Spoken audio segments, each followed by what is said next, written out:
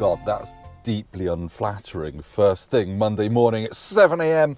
and welcome to the channel of nonsense and the first in what might be a regular new series called Ride with Rodie. Yeah, I ran up cars to film, so no, actually, I miss doing a podcast and there are a few things I want to talk about.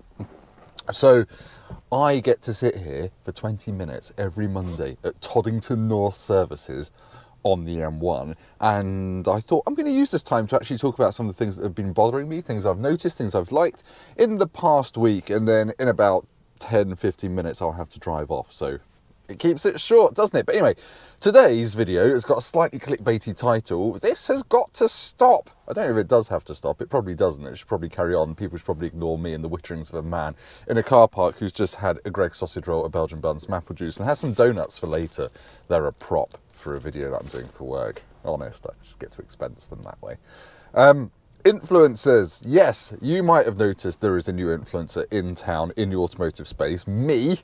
I'm sort of joking, but if you've seen my YouTube shorts, my Instagram reels, I do this thing where I pretend to be a beauty influencer who has ended up on a car launch and knows nothing about what they're doing, what they're talking about, the cars, the stats, waving their hands around, going like this.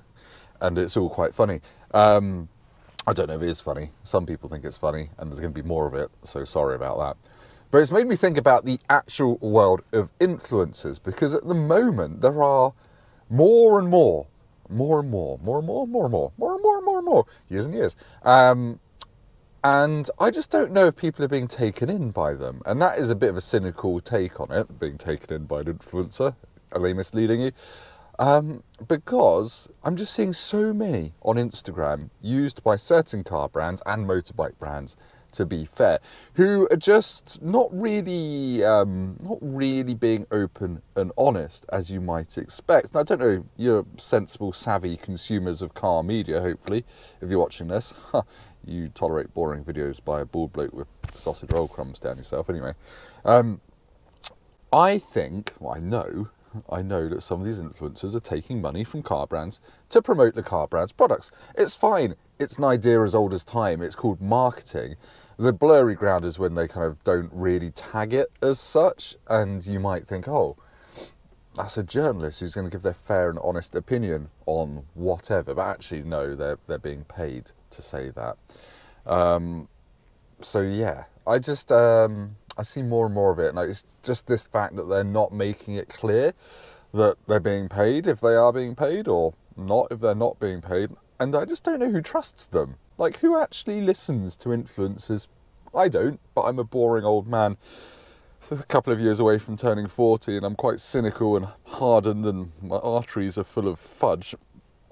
But yeah, I guess when you see a car brand that's trying to appeal to a young demographic, 20-somethings, the default response is to, let's use influencers. Let's do an influencer campaign to speak to these people. And I don't know if it's the right choice, really. I mean, I'm pretty certain that 22-year-olds are as cynical as me and immune to marketing.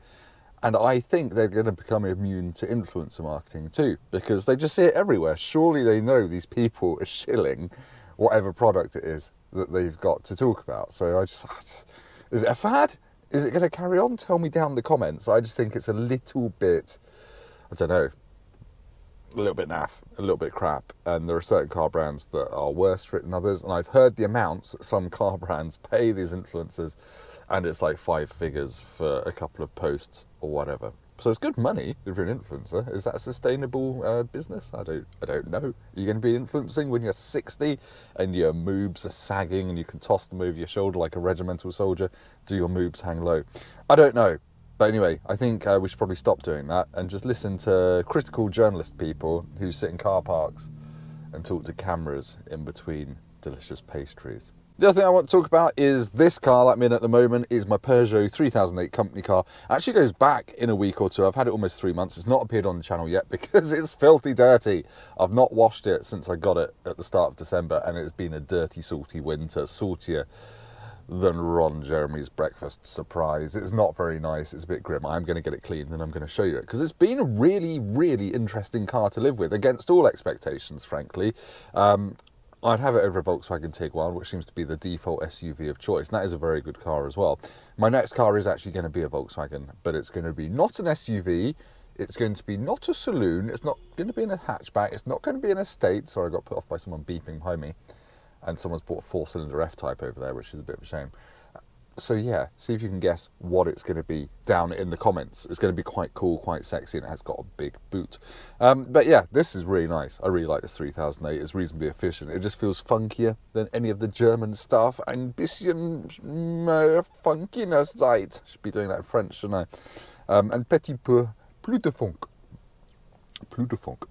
So yeah, this is really good. There are some cars coming to the channel. You'll be pleased to know some more car reviews coming up. New Civic Type R is coming for a bit towards the end of March, and normal Civic as well, just because I've not driven the normal Civic and I want a bit of context. And there's some other stuff happening as well. It's all going to be very exciting. A bunch of Alfa Romeos next week. So that's the updated Giulia and the updated Stelvio, and possibly the Toenail as well if I get around to it. So there is stuff happening, and as I said, I hope this has been something slightly different from the usual car review nonsense. As I said, do miss doing a podcast. I used to do one called the Drive Tribe Podcast, where me and a couple of friends would witter on about cars in quite a cynical way. I don't want to get back into that, oh, here's the week's news, unless people actually want to hear that, because usually you've read about it on Autocar, rather than waiting for a bald man to do it a week later on camera. So yeah, anyway, I'm going to go, because I've got to go do some work. But thank you for watching this. Do subscribe if you haven't subscribed. I'm working on a logo and branding to look all professional. If anyone knows a good logo designer, hit me up in the comments and I might use you, and obviously I will pay. So yes, Tim Rodie rides motorbikes, and Tim Rodie drives stuff is 7:30. Do need logos, and I've started them, but I'm not very good in Photoshop, and they both look slightly like botched abortions. But anyway, thank you for watching. I shall see you soon, and yeah, keep up the good vibes, all you lovely commenters, all you lovely subscribers. I do really appreciate it. We're nearly at 20,000. I think we'll hit 20,000 in a couple of months. That'd be really good. That'd make me really happy. And I will kiss each and every one of you on the toes.